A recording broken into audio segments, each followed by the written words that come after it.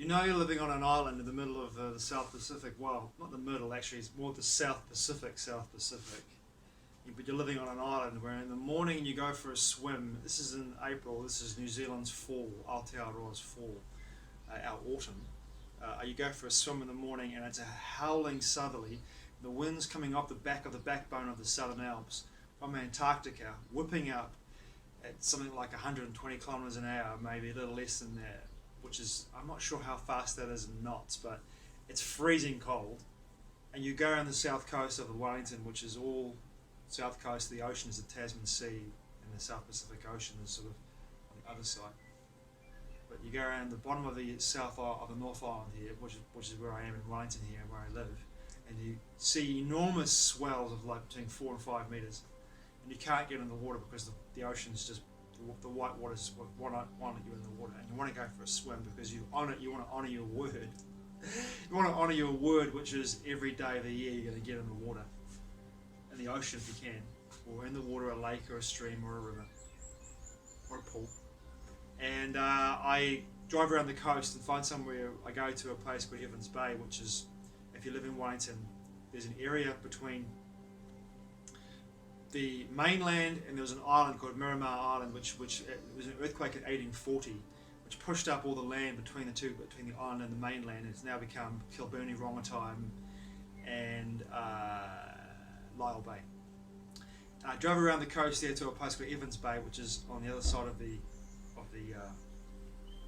land bridge.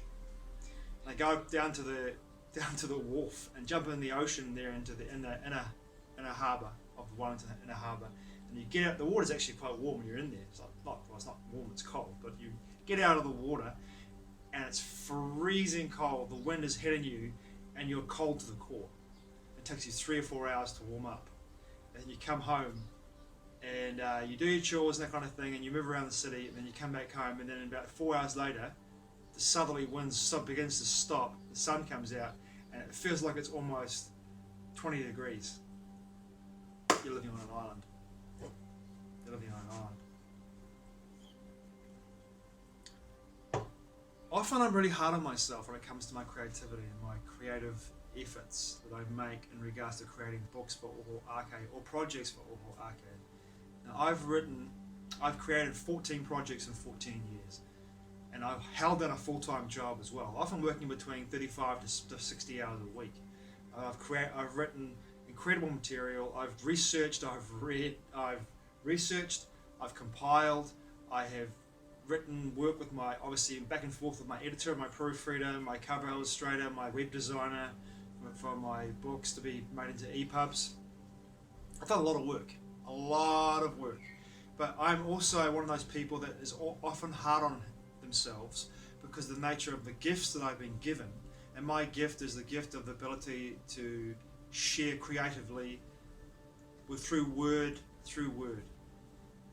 One of my gifts, one of the gifts that I've become very proficient at is the use of language and the use of words, and in regards to expressing myself creatively, but also in regards to concepts for covers and my books, all my projects, everything I've designed myself, and I'm pretty much hands-on with every single process that I do with Oho Arcade books, from the book covers, the book trailers, the poems that I've written for book trailers. Everything I do, I basically have control over it, but I also open up the doors of creativity to those people who I work with.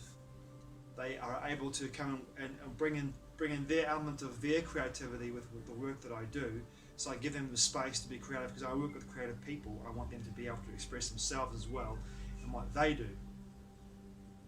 But I'm often hard on myself in regards to the fact that with this talent that I have been bestowed with, and I'm incredibly grateful for the talent, the abilities that I have in regards to being a wordsmith and the material that I've created, video casts, podcasts, books, book trailers, and now an album which I'm going to release within the next couple of months on Spotify, Apple, iTunes, and a few other things as well. An album of poems that I've written for 2020, beginning of the decade, and I've got a cinematic soundtrack with that, working with a sound engineer in Australia who did the most incredible job. I wrote the show notes, but he compiled the sound engineering and made this continuous, beautiful album, about 20 minutes long, of the whole year, 12 poems, 12 months. I'm still hard on myself in regards to my creativity, because I feel as though on some level that with this talent I should be using it every day. If not every day, every other day, rather than actually stopping and taking a break and going like, hey, you know what? Right now, I want to do fuck all. But I feel as though there's like a fire under my ass sometimes, and I get this creative urge to comes over me. And this is how I write. This is how I work creatively. When I get this creative urge that comes over me, it says like, here's a project, here's an idea, here's a light bulb, boom, moment. Here's what you can do. Here's what would really work, and here's where you should go with it. And then all these ideas come into alignment for me, and I'm in a place where I feel as though now I've got everything in alignment and everything's come together. Now is the time to go ahead and proceed with this project.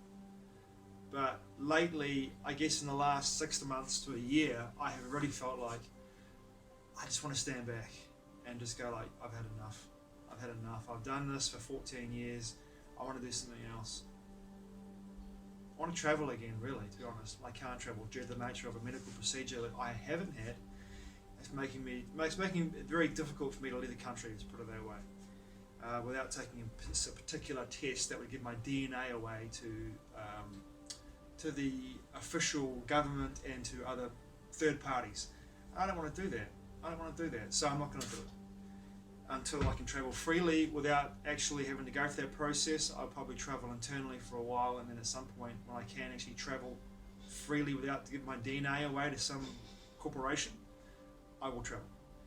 Having said that, I'm now in a situation where I've got this idea, this creative idea in my head that's sort of playing itself out, and I want to go ahead and create what I want to in regards to create this project and make it. But I am feeling this really quite sense of this sense of quietness, and a sense of like, you know what, just relax and just chill. You've worked so hard, you've been doing your day hustle and working very hard on a job for someone who really appreciated the work you've done for them. And even though this project is in your mind and in your heart, and it's beginning to foment and begin to take shape in your mind, how it's going to look and how it's going to be. You don't necessarily have to do it right now, but in my mind, in my ego, as my ego goes like, you've been given this fucking gift, now go ahead and use it right now. Excuse the banging, there's a roadworks right outside my house right now, so. But my ego is kicking in, and there's also this pattern that I have from my childhood, like, you're not good enough. This self-worth thing as well, which also plays itself out of my life, where I feel as though sometimes I'm just not good enough. I just feel as though I don't feel the self-worth, and I don't feel the recognition. I don't give myself the recognition of the fact that what I've done over 14 years is remarkable, really. I mean, think about it. 14 books, 14 years, and held down a job. I don't know many authors that have done that off the top of my head. But I'm not bragging or boasting, but the amount of work that I've done and what I've created in 14 years is pretty special to me.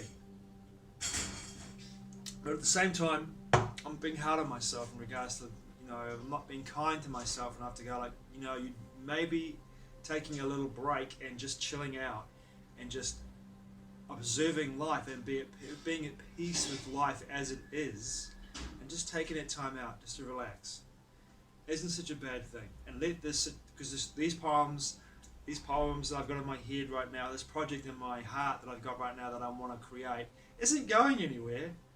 I might be, but the project's not going to go anywhere, So I do feel as though, as a creative, sometimes people that are creative can be quite hard on themselves. And if you've been prolific, and if you are just a creator in general, I think sometimes it's really important to take a step back from the process and just reassess and take that time out to refresh yourself and to refresh your creativity, and come back at these projects and come back and start creating again in a way where you feel the impetus is so strong. Like for me, for example, when I was writing my books, I would be working full time between 35 to 60 hours a week, And over that time I was working, I had all these stories. I've said this before in many videos. All these stories and ideas and tangents and story arcs and characters and information compiling in my mind and beginning to align, and it also began to manifest in a way in my being. I began to see the stories. I began to understand where the story arc was going and where I needed to go with the characters and what I needed, and then the information would come in clairaudiently for me. I'd go away and I'd research and I'd read and I'd compile information and notes, and I would often get to a place where I had, like, on my desktop, my computer, I'd have notes scattered everywhere. I'd be like, oh, where the fuck do I start with this? But it would just all come together for me. I'd hear clairaudiently, go here, go there, go do this, go that, go this, go there, go that. And that was my parts of my multidimensional self coming together with me to collaborate with me, to help me to focus into a place where I was creating this information and writing about it in a way that was succinct. And also, I got so skilled at doing this after 14 years of doing this. I got to a place where I was just doing it. The flow state was just like, boom! I'd get into that state like that, and I'd just be doing it. And it would be the most natural process for me. And it was better than any drug I've ever had in my life. And any sex I've ever had in my life. That's a big thing to say, but any sex I've ever had in my life. Being in that flow state was just like pure ecstasy. And I knew in that place, when I was in that flow state, that I was doing what I came here to do. I was doing what I came here to do. So that brings me back to the situation where I find myself now, where I feel like I need to have a little time out, even though there is my ego saying, you've been given this fucking gift, bloody use it, man. Come on, use your gift. Use it. Get over there onto that computer over there and start writing. Start writing some poetry. But having said that, 3 weeks ago, I wrote 10 songs. I wrote an album. I wrote an album 3 weeks ago. You know, so yeah, I'm still working on projects as well, just little bits and pieces, fine-tuning things. But I often, like I said before, that level of self-worth for me puts me into a place where I begin to beat myself up and feel, not physically, but in my mind, hard on myself in regards to my creative processes and going, I should be creating right now. And that word should, I need to extrapolate. I need to put a line through that word and throw it away.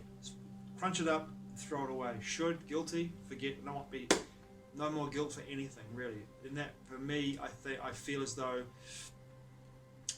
being kind to myself is probably one of the most important aspects of what I can create for self-love.